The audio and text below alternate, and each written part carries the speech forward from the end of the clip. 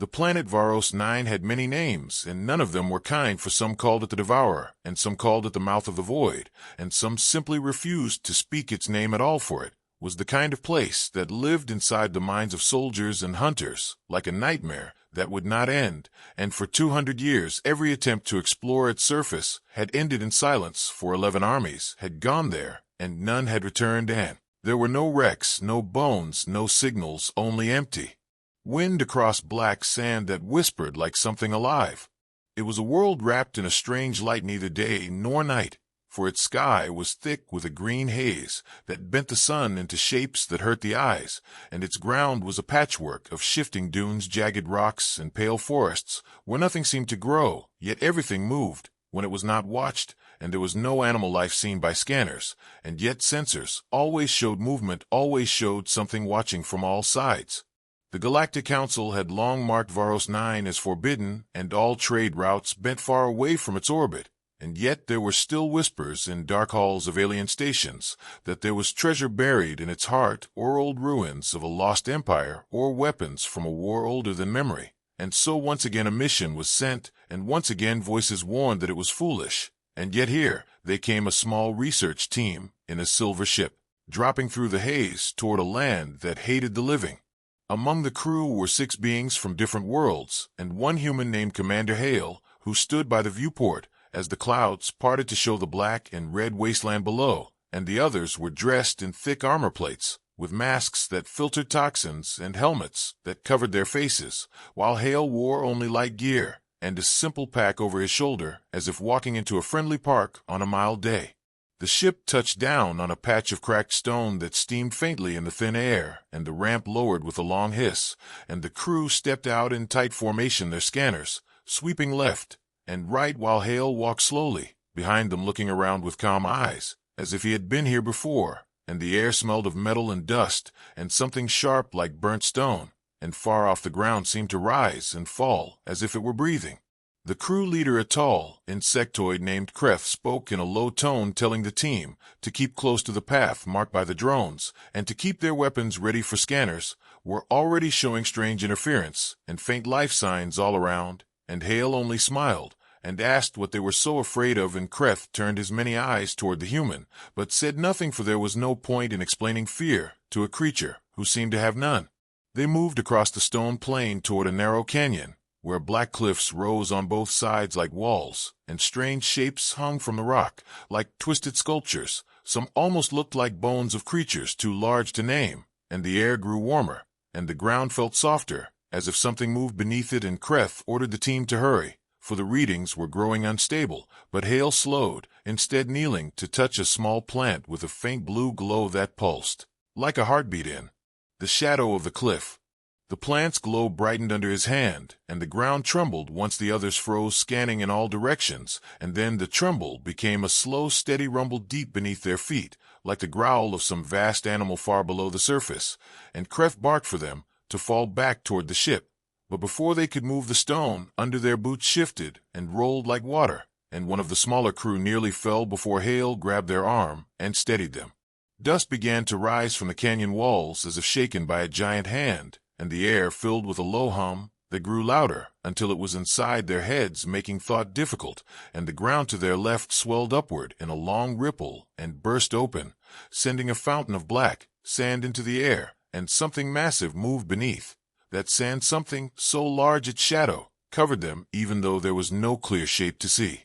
The crew opened fire, their weapons flashing in the strange green light, though none of the blasts seemed to hit anything solid, and Hale only stood watching, his eyes tracking the shifting sand as if he were following the slow movements of a known creature, and the humming deepened into a sound like grinding stone mixed with a voice too low to be heard clearly, and it seemed to come from all around them. Kreth shouted for Hale to get back to the ship, but the human only said quietly that they had just met the welcoming committee, and before anyone could answer, the ground in front of them began to sink slowly, like a great mouth opening, and the hot wind that rose from it smelled of ash and old rain, and somewhere deep in that darkness something stirred. The ground was still sinking in front of them, like a slow breath being drawn into the throat of something too vast to see, and the sound that came from the dark pit was a strange low moan mixed with a rhythm that felt like a heartbeat, and the crew stood frozen, unsure whether to run or to fire again, and Hale simply watched the movement of the sand and stone with calm eyes, as if he were looking at a familiar tide rolling in on a shore. Kreth shouted again for the team to move, but his voice was sharp with panic, and it echoed strangely against the canyon walls, twisting into words that none of them had spoken, and this made the smaller crew members grip their weapons tighter, for it felt as if the planet itself had just answered in a language older than their own, and the air grew heavier as though unseen hands pressed down on their shoulders, making each step harder and slower. The pit before them stopped widening and instead began to tremble like the lid of some container ready to burst, and then a rush of black sand shot upward like a geyser, and from that spray rose a shape so large that their eyes struggled to take it in, for it had the bulk of a mountain, yet it moved like a living thing, and its skin glowed faintly in streaks of molten orange, as if there were fire under its surface, and its many eyes were not on a head but scattered across the curves of its body like stars in a strange constellation. The alien crew fired again, their beams vanishing into the thick hide of the beast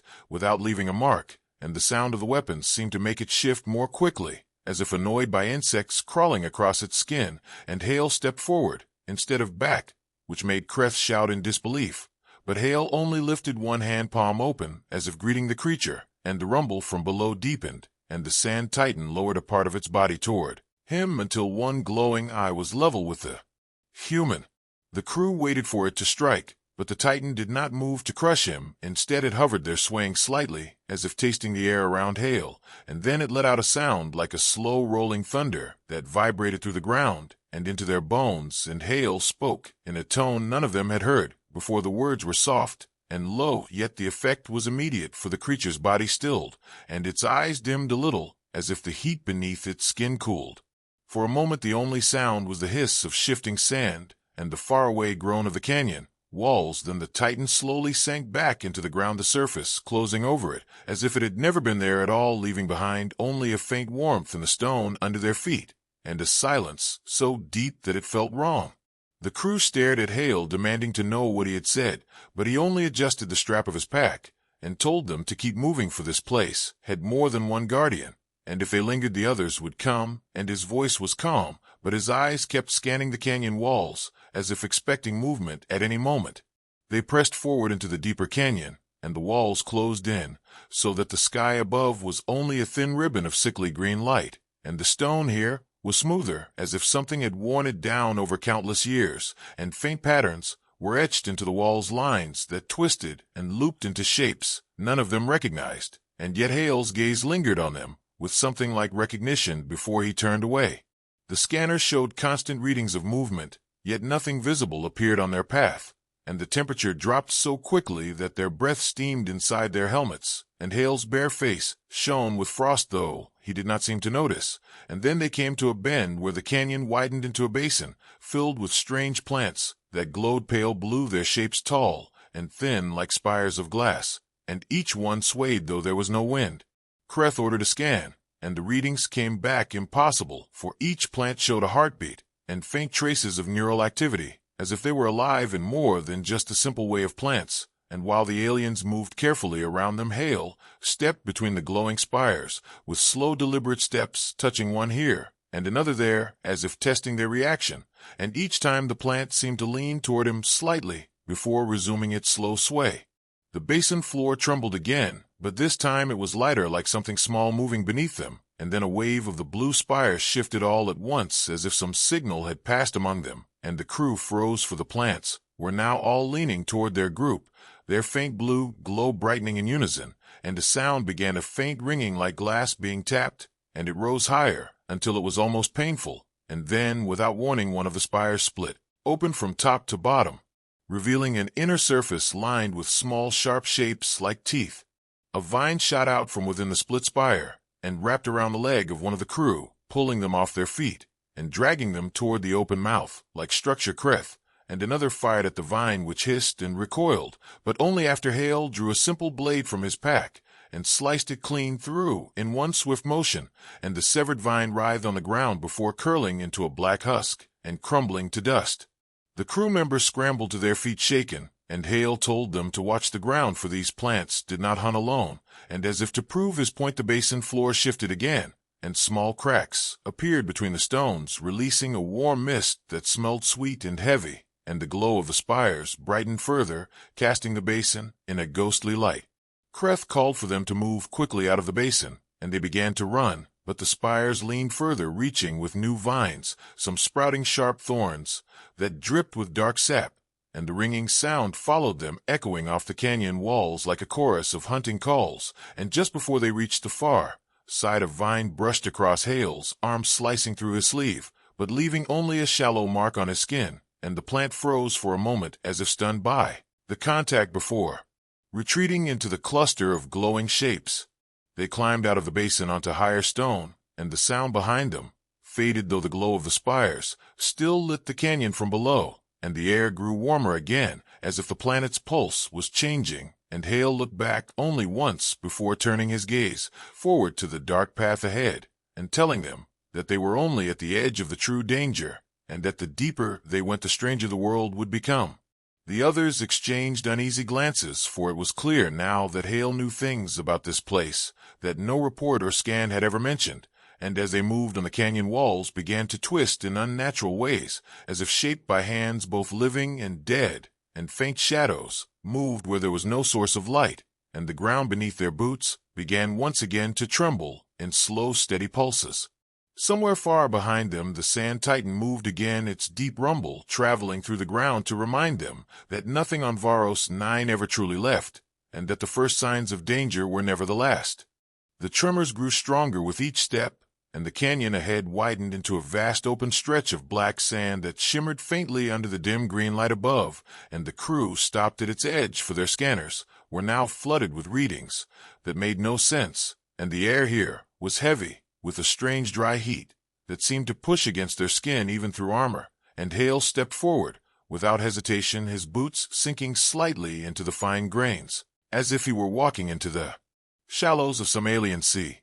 Kreth called for caution, for the sand here was known in legend to swallow entire transports, yet Hale seemed unconcerned, and his eyes moved over the horizon as though searching for something only he could recognize, and the crew followed reluctantly their footsteps, leaving deep marks that vanished within seconds, as if the sand itself were erasing their trail. And the silence in this place was so deep that even their breathing seemed too loud. They had crossed barely 100 paces when the ground beneath them shifted in a slow rolling wave, and the black grains lifted into the air in swirling patterns as if caught by an invisible wind, and yet the air remained still, and the shapes in the sand began to form ridges that curved around them like the edges of a colossal spiral. And Kreth ordered everyone to form a defensive circle, their weapons raised and ready, while their scanners screamed with erratic data. From the center of the spiral, a column of sand erupted high into the air, and from it rose a vast shape, its body wider than the canyon, and its length disappearing into the ground on both sides. The surface of its skin, like molten stone, cracked with glowing orange light that pulsed in steady rhythm, and its countless eyes scattered across its body opened at once, their glow casting eerie shadows across the shifting dunes. The creature loomed above them, and its presence pressed on their chests, making it hard to breathe. And its roar was not a sound, but a vibration that rolled through the ground and into their bones, and the crew opened fire, the blasts lighting up the dim world for a moment before fading against the Titan's hide, leaving no visible wound. And the Titan shifted its massive headless form, lowering a section toward them, so that its largest eye was level with the group. Kreth shouted to fall back, but the sand beneath their feet began to rise like a wall, blocking the way, and Hale moved forward alone, each step slow and steady, as the Sand Titan's gaze locked on him, and the vibrations in the ground shifted into a pattern almost like a language spoken without words. And Hale stopped a few paces from the eye, his hand lifting in a calm, steady motion, his palm facing outward as if in greeting. The Titan stilled, its great coils of stone and sand no longer shifting, and its glow dimmed slightly, the air cooling around them. And Hale spoke in a voice so low that the others could not make out the words, but they were unlike any tongue the crew knew, and yet something in the sound made the hair along their necks rise, and the massive eye blinked slowly, a thin layer of glassy membrane sliding over it before pulling back, and in that moment the crew felt as if they were being weighed, judged, measured against some memory older than their species. For a long breath nothing moved, and then the Titan sank slowly back into the sand, its massive body vanishing beneath the surface, as though it were nothing but a dream, the ground settling into stillness once more, and the heat fading from the air, leaving behind only the faint whisper of grains shifting far below, and the spiral their steps had made was gone, as if erased by an unseen hand. Kreth demanded to know what Hale had done and how he had done it, but the human only gave a faint smile and said that the Titan was not their enemy if they knew how to walk, and this answer only deepened the unease among the crew, for it suggested that Hale had come here knowing he would meet this creature and knowing it would not harm him, and Kreth pressed for more, but Hale only gestured toward the far side of the dunes, where the black sand gave way to a jagged rise of red stone. They crossed the rest of the sand quickly, though every few steps the crew felt faint tremors beneath their feet, as if the Titan were pacing them unseen, and the sense of being watched never left. And when they reached the first red stones, they found them warm to the touch and streaked with patterns that seemed too precise to be natural, each line curving into symbols and shapes that none of the scanners could interpret, and yet Hale traced one with his fingers as though following an old map. Beyond the red stones the land dipped into a broad valley, filled with tall spires of rock, some leaning at impossible angles, as if frozen mid-fall, and the ground between them was cracked in wide jagged lines that glowed faintly from within, as if there were a slow fire far below, and the air here smelled faintly metallic, like blood and water, and the crew moved carefully, for the cracks were wide enough in places to swallow a man whole. Halfway through the valley a distant rumble began to echo off the stone, and it was not the deep voice of the Sand Titan, but something sharper, like stone grinding against stone,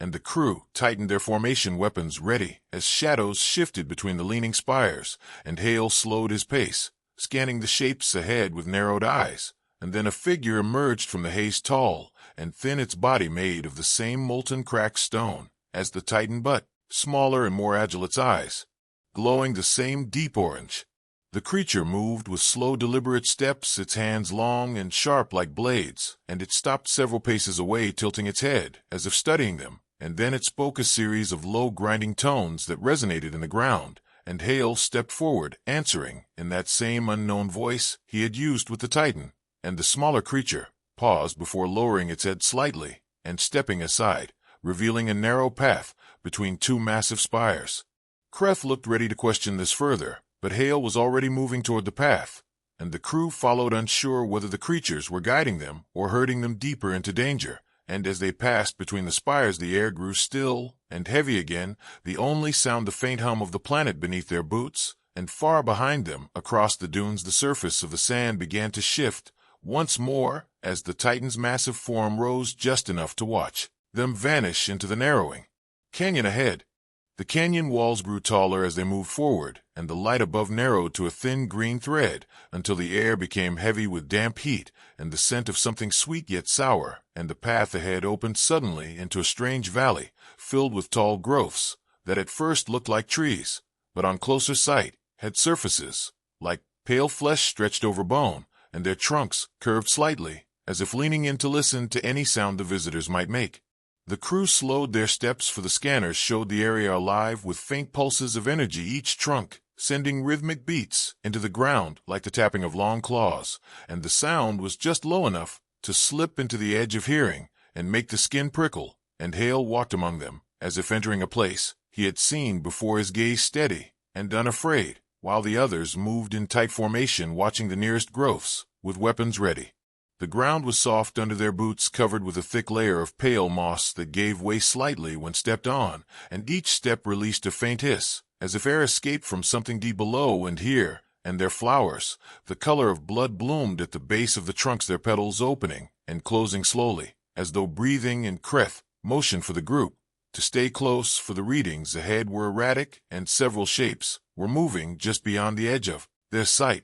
As they moved deeper into the valley, the trunks began to change, their bases widening and splitting into root-like shapes that curled inward to form open hollows, and inside each hollow were lines of small white structures that looked disturbingly like teeth, and the crew realized these were not hollows for shelter, but mouths, and the moss that covered the ground was flecked with darker patches that looked almost like old stains left behind by something dragged into those waiting jaws. One of the smaller crew members, a pale amphibian named Lorik, stepped too close to one of the hollows, and the moss beneath his boot shifted as if alive, and in the next instant a thick root snapped upward, wrapping around his ankle and pulling with sudden force Kreth, and another crew member fired quickly, severing the root, and Lorik stumbled back, just as the hollow snapped shut, the sound sharp and final, like a predator catching prey, and the flowers nearby began to tremble as if in excitement there, petals quivering. Hale moved to the front, now stepping carefully along a narrow strip of bare soil between the moss patches, and gestured for the others to follow in his exact steps, saying nothing, yet making it clear with his motion that any stray movement could be dangerous, and they obeyed, for the forest seemed to respond to every sound, every vibration, the roots beneath the moss twitching faintly whenever a step fell too heavy. The further they went, the more the air seemed to press on them, the sweet, sour scent growing thicker until it clung to their tongues and made their throats tighten, and faint clicking sounds began from above. And when they looked up, they saw that many of the trunks ended not in leaves, but in clusters of chitin, like plates that clicked together in slow patterns, and some of them dripped a clear liquid that steamed where it hit the moss below. They passed one particularly massive trunk, its surface marked with deep grooves and symbols that no one could identify, though they seemed deliberate, and Hale paused to touch the markings, running his hand over them, as if reading a story written in another age, and Kreth asked what it meant, but Hale did not answer, only stepping away, as the clicking above grew louder. The ground trembled again, but this was different from the earlier movements of the sand titan, for it was sharper, quicker, like many small creatures moving together beneath the surface, and from the shadows ahead came a slow shifting sound, as if something large was sliding over the moss, and then the forest parted in a narrow line, revealing a towering figure shaped like the trunks, but moving en route, like legs, its upper section splitting open to reveal multiple layers of jagged teeth. The creature leaned forward, its roots spreading around it like a net ready to close, and it released a sound halfway between a hiss and a growl, vibrating through the moss and into their boots, and the smaller flowers across the valley turned toward it, as if taking cues from some central mind, and the smell in the air intensified until it burned in their lungs, and the crew raised their weapons ready to fire. But Hale stepped forward again, his blade drawn this time, and his voice low but steady, speaking words that carried strange weight in the air.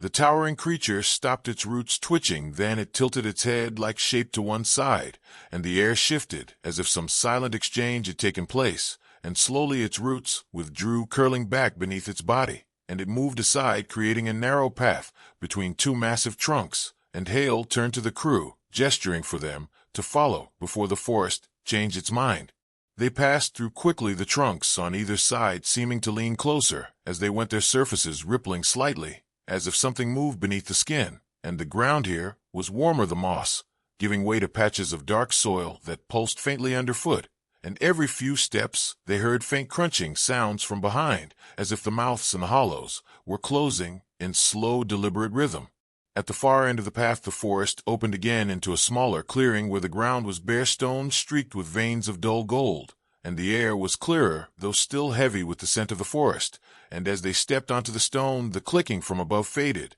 and the trunks at the clearing's edge stilled as if frozen in place, and Kreth ordered a quick scan, but the readings were blank, as though this space did not exist at all in the planet's living network. Hale crouched near one of the gold streaks, tracing it with his finger, and then looking toward a narrow opening on the far side of the clearing, and he told them in a quiet tone that the forest would not follow them there, but what lay beyond was worse, and before anyone could ask what he meant, a deep sound rolled through the stone from far below, like the call of some vast creature, and the gold streaks flickered faintly, as if lit from within. The crew felt the air shift again, and when they glanced back toward the forest, they saw that the trunks had begun to lean inward toward the clearing, and the flowers at their base had closed their petals tight, and the hollows lined with teeth were opening wider, as if expecting prey to be driven toward them, and Kreth gave the order to move immediately, and they hurried toward the opening that led deeper into the heart of the planet. As they crossed into the shadow of the next passage, the sound from below grew louder, and the warmth of the stone beneath their feet intensified until it was almost hot, and the smell of the forest gave way to something sharper and metallic, and Hale walked at the front, his eyes fixed ahead, as if the path was already known to him, and behind them the last thing they saw before the light faded was the forest, swaying as one as if in silent agreement that the visitors had been allowed to pass but would not be welcomed again. The passage narrowed until the crew had to move in single file, the stone walls on either side smooth and warm as if shaped by something alive, and the air here was still, but carried a faint vibration, like the low hum of a distant machine, and with each step the warmth beneath their boots grew stronger, until it felt as though the planet's own heartbeat was moving up through their bodies and into their skulls. Hale kept walking at the front, his hand sometimes brushing the wall, as though feeling for hidden signs, while the others stayed close, their weapons raised for the scanners, were showing strange bursts of energy that vanished before they could be locked onto, and Lorik whispered that it felt as if something was walking alongside them, just out of sight, and Kreth told him to stay quiet, but his own eyes kept flicking toward the shadows at the edges of their lights. The passage opened without warning into a broad flat plain of black stone that stretched so far that the green haze above seemed to vanish into the distance, and the ground here was marked with wide cracks that glowed faintly from below, not with fire, but with a soft shifting light that moved like slow water, and the warmth in the air was replaced by a strange coolness that clung to their skin and made each breath feel heavier than the last. As they stepped onto the plain, the hum in the air changed to a low whisper that seemed to come from the ground itself. At first, it was only a faint noise, like wind moving through distant corridors, but soon it sharpened into something that almost sounded like words, and the crew slowed their pace, listening, despite themselves, for it felt as though the ground was speaking directly into their ears, and Kreth barked for them to keep moving, but his own head turned slightly, as if trying to catch a sentence just out of reach. The whispers grew clearer, and each crew member began to hear something different. Lorik heard the voice of his sister, who had been lost on another world years ago. Kreth heard the call of an old commander, giving orders from a long-past battle, and the others heard names and promises from voices they knew could not be real, and yet the sound was so close, so personal, that for a moment it was impossible not to believe. Hale's steps did not slow, though his eyes narrowed as if focusing on something unseen, and he called back for them to keep their eyes on the cracks in the stone, for they were not simply openings in the rock, but the mouths of something deeper. And as they moved, one of the crew, a tall, scaled being named Threx, stepped toward one of the glowing lines drawn by the sound of his lost mate's voice, and in the next moment the stone beneath his foot gave way, opening like soft clay, and revealing a darkness filled with dozens of faintly glowing eyes staring up from far below. Hale was on him in an instant, pulling him back, just as the opening sealed again, leaving no sign it had ever been there, and Threx shook in silent terror, unable to speak for a moment, and Kreth cursed under his breath as the whispers pressed harder, weaving promises of safety and peace if they would just step off the path. The glow from the cracks pulsed now in rhythm with the whispers, each flash timed to the rise and fall of the false voices, and the plain ahead seemed to ripple in subtle waves that made the horizon shift and bend, and Lorik stumbled, muttering that he saw a door just ahead, a door that led back to his home, but Hale snapped at him to keep moving, and his voice cut through the whispers like a sudden blade, and for a moment the sound faltered. They pressed forward, moving faster now, for the ground behind them had begun to crack wider, as though something beneath the surface was following, and the air grew colder with each step, the light from the cracks brightening until it painted their armor with shifting colors, and Kreth began to realize that the whispers were not random, but forming words in an old language, one he did not know, but that Hale seemed to understand, for the human's gaze was locked ahead, his jaw set as though bracing for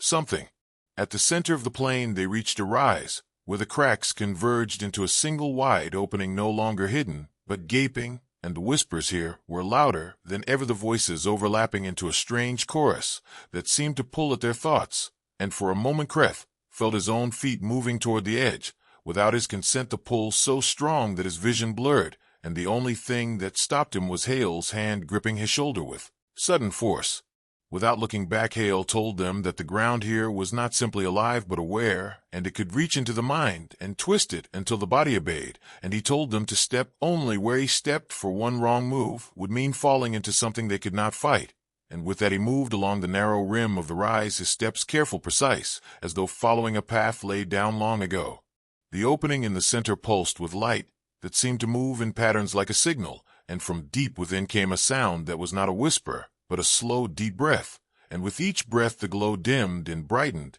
and the air shifted as though being drawn in and pushed out, and Hale glanced once into the opening before looking away quickly, telling them not to meet the gaze of what was below, for it would see more than they wanted to give. They followed him and silenced the whispers still clawing at the edges of their minds, but now joined by faint images that flickered in their vision, shapes from their past moments. They had lost people, they had loved places they could never return to, and these visions were so sharp that the crew's breathing grew uneven, and more than once Hale had to pull someone back from the edge of the path. When they finally stepped off the plane onto firmer stone, the whispers faded all at once, leaving only the echo of the voices in their memory. And the sudden silence was almost worse, for it left them with the weight of what they had nearly believed. And Kreth looked back once to see the opening in the distance, slowly closing, the light dimming until it was only another faint crack in the endless stone, and then it too was gone. Ahead the path sloped downward into a wide tunnel whose walls were lined with strange markings that glowed faintly in shifting colors,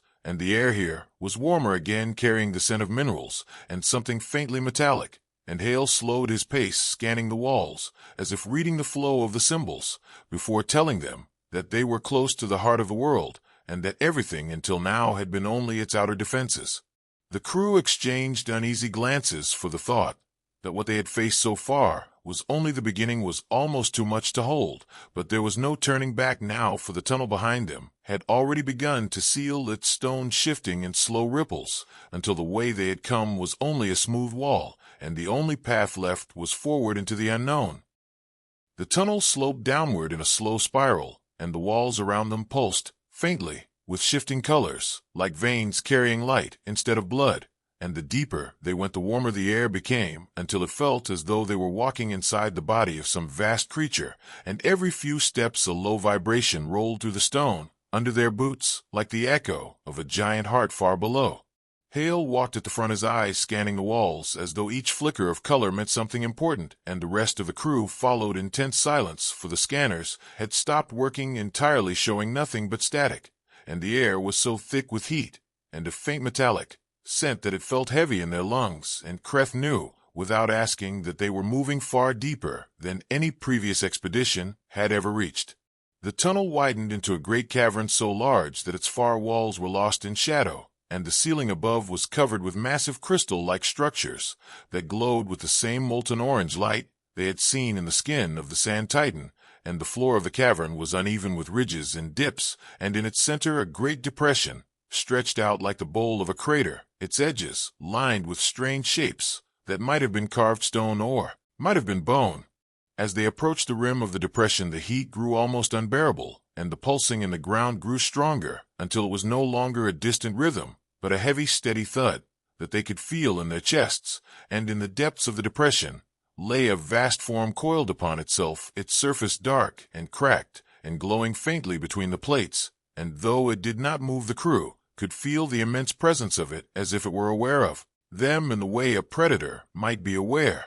of the sound of prey stepping into its den. Kreth's voice was low as he asked Hale what they were looking at, but the human did not answer immediately. Instead, he stepped down into the depression, his movements slow and deliberate, and the heat radiating from the coiled form washed over him like the breath of a furnace. And finally, he spoke, his words quiet, but carrying in the still air, saying that this was the heart of the world, not in the sense of a place, but in the sense of a being, and that they were standing inside the body of the planet itself. The creature stirred slightly, its massive plates shifting with a grinding sound, and from the cracks between them came a faint glow that pulsed in time with the beating they felt in the ground. And then a deep voice, not spoken aloud, but pressed directly into their minds, filled the cavern, and though the words were not in any language, they knew the meaning was clear. It was a question, and it was directed at Hale. The crew stood frozen as Hale answered in the same strange tongue he had used before, and the pulses in the creature's body slowed, as if it were listening carefully to every syllable. And when he finished, there was a long silence, broken only by the distant crack of stone somewhere high above. And then the voice returned, this time softer though no less vast, and the ground beneath them shifted slightly in a slow wave that rolled outward into the cavern walls. The glowing crystals overhead brightened, and the shadows at the far edges of the cavern began to move, revealing dozens, perhaps hundreds of smaller forms, each one shaped like a fragment of the great being before them, and they moved slowly into view, encircling the depression, their eyes glowing the same deep orange, and their presence heavy with the same mental pressure that made thought difficult, and Kreth realized with sudden clarity that these smaller forms were not children or servants but pieces of the greater whole, extensions of its will.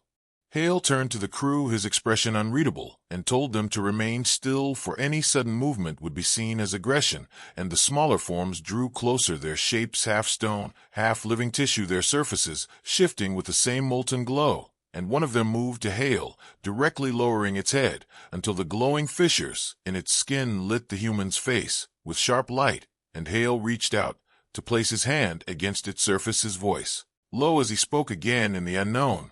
language. The smaller form froze for a moment, then slowly stepped back, and the great being at the center shifted once more, uncoiling slightly, to reveal a massive chamber, beneath it a space filled with structures that looked like machines fused with living tissue, cables and veins running side by side into the walls and floors, and Hale gestured toward the opening, telling the crew that what they sought was below, but that they must follow exactly in his path, for the chamber was as much a living organ as it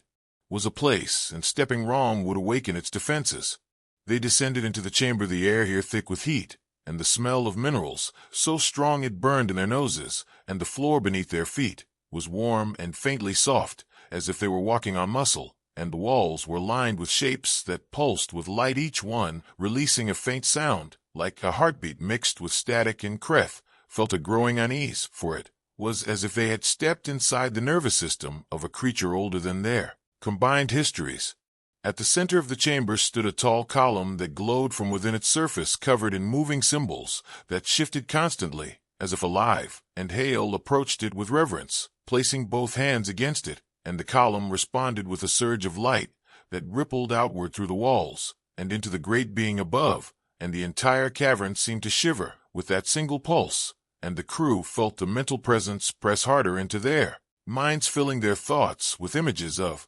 worlds they had never seen, and battles fought in skies of colors that did not exist in their known spectrum. Hale stepped back slowly and turned to the crew, telling them that this was the memory core of the being, the place where it stored the history of its kind, and that every army that had come here had been tested and found unworthy, and thus erased, not killed in a conventional sense, but absorbed into the memory, becoming part of the being's endless story. And Kreth asked what made Hale different, why he had been allowed to walk so far, and Hale's gaze flicked toward the crew with a faint, almost knowing smile, as he said that his kind had met this one before, long ago, in a time no one remembered. The ground trembled again, but this time it was not a warning, but something more like a greeting, and the smaller forms began to retreat, melting back into the shadows, as the great being's coils shifted into a shape that opened a new path leading upward out of the chamber, and Hale motioned for them to follow, without hesitation. And as they began the climb, the voice returned one final time, pressing into their thoughts a message none of them could put into words, but which left them with a feeling both heavy and strange, as if they had been marked in some way. When they reached the upper ledge, they looked back to see the chamber closing, the great being settling once more into its coiled rest, and the light of the crystals dimming until the cavern was left in near darkness, and Kreth could not help but feel that the planet itself had just let them go, not because it could not stop them, but because it had chosen to, and that thought was in some ways far more terrifying than anything they had faced so far. The path that rose before them was not like the stone tunnels they had walked before, for it was formed from the coiled body of the great being itself, each curve lifting them higher toward a dim light above, and the surface beneath their boots was warm and faintly shifting, as though the creature's muscles moved slowly under their weight, and every few steps a pulse of heat passed through the ground, like a slow breath, guiding them upward. Hale walked at the front, his stride steady, his gaze fixed on the pale glow ahead, and the others followed in silence, for none of them wished to speak under the constant pressure of the mind that still lingered in the air, even though the great being had settled back into its rest, and Kreth felt a strange weight in his thoughts, as if some part of him had been left behind in that chamber deep below, and though he did not understand what it meant, he knew it would remain with him for the rest of his life. The coils of the path narrowed and then split into several smaller ridges, each leading in a slightly different direction, and the surface of the nearest one shimmered faintly in the dim light, and Hale slowed, as if listening to something the others could not hear. Then he chose the leftmost ridge, without hesitation, and motioned for the crew to follow, warning them to place their feet exactly where his had landed, for the other ridges were not paths, but traps. As they climbed higher, the warmth faded slowly, and the air grew thinner, the scent of minerals giving way to the dry, sharp tang of the surface, and ahead the pale glow grew brighter until it became a circle of light framed by jagged stone, and when they stepped through it, they emerged onto a high ridge overlooking a shifting expanse of black dunes and twisted rock that stretched to the horizon, and above the green haze of the sky was torn here and there by flashes of faint white light like distant lightning frozen in place. The ridge beneath them trembled once, as though the great being below was shifting its coils deep under the surface, and then the tremor faded, leaving only the faint whisper of wind across the sand, and Kreth realized that this ridge was not solid ground at all, but another part of the creature's body reaching to the surface to set them down. And as they stepped off the warm surface to the colder stone of the ridge's edge, Hale glanced back and gave a small, almost imperceptible nod, as if acknowledging an unspoken farewell. The crew began the descent from the ridge, moving quickly, for the open ground beyond felt dangerously exposed, and their ship lay somewhere across that expanse, waiting in a shallow basin of rock where they had first landed. Yet the landscape had shifted since their arrival, dunes and jagged spires now blocking their direct route, and Kreth knew the planet was not done with them, for the sand shifted constantly under the strange wind, forming walls and channels that seemed to grow taller the closer they came. Halfway across the expanse, the ground shivered again, not with the deep rolling movement of the sand titan, but with a quicker, sharper rhythm, and Hale stopped suddenly, raising one hand for silence, and in the stillness they heard a faint sound like claws dragging across stone, and from the dunes ahead rose several shapes, smaller than the titan, yet still massive, their forms a strange mix of stone plates and sinew, their eyes glowing faint orange in the dim light, and the sight of them made the crew tense their weapons instinctively. Hale did not draw a weapon, instead stepping forward slowly, and the creatures fanned out to block their path, their movements synchronized as if directed by a single mind, and Kreth realized these were not random hunters, but sentries placed to test them one last time before allowing them to leave. And for a long moment no one moved, the air thick with heat from the creatures' bodies and the low rumble of their breathing. Then Hale spoke in the same ancient tongue as before, and the creatures stilled, their heads tilting in unison, and one of them stepped forward, lowering its head until its gaze met Hale's, and a deep pulse of light traveled through the cracks in its body up into its eyes, and for a moment the human's expression softened, as though he had heard something the others could not. Then the creature stepped aside, and the rest followed, opening a narrow gap in their line, and Hale gestured for the crew to move quickly through before the gap closed. They crossed the remaining distance without incident, though the dunes shifted behind them as if erasing their passage, and when they reached the basin where the ship rested, the air felt heavier, as though the planet itself was leaning closer to watch them leave, and Kreth hurried the crew aboard, running final checks, as Hale remained outside for a moment, standing on the ramp and looking back across the black expanse toward the distant ridge where they had emerged from the heart of the world. The wind rose suddenly, carrying with it a faint vibration that was not sound but thought, pressing lightly against their minds, and though no words formed, Kreth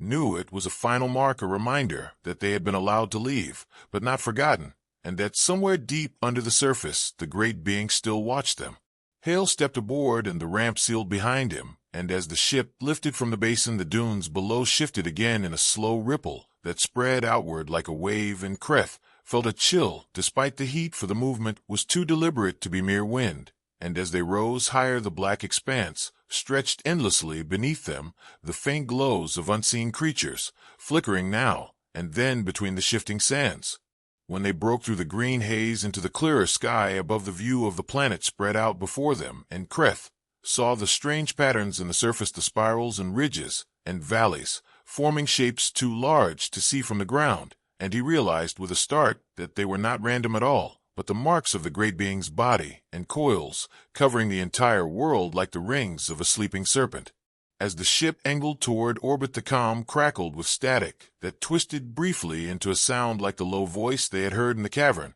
and then faded into silence, And Hale sat in his seat, staring at the planet below, his expression unreadable. And when Kreth asked what the being had told him in those final moments, Hale only replied that it remembered his kind, and that when the time came it would call on them again. The crew fell silent after that, each lost in their own thoughts, as the planet shrank in the viewport, its green haze fading into the darkness of space. And though the scanners now showed nothing, Kreth could not shake the feeling that something vast was moving just beneath the surface, watching them go, and perhaps even following them in ways their instruments could not detect. And as the stars closed around them, he wondered if they had truly escaped, or if they had simply been set free for reasons none of them could yet understand.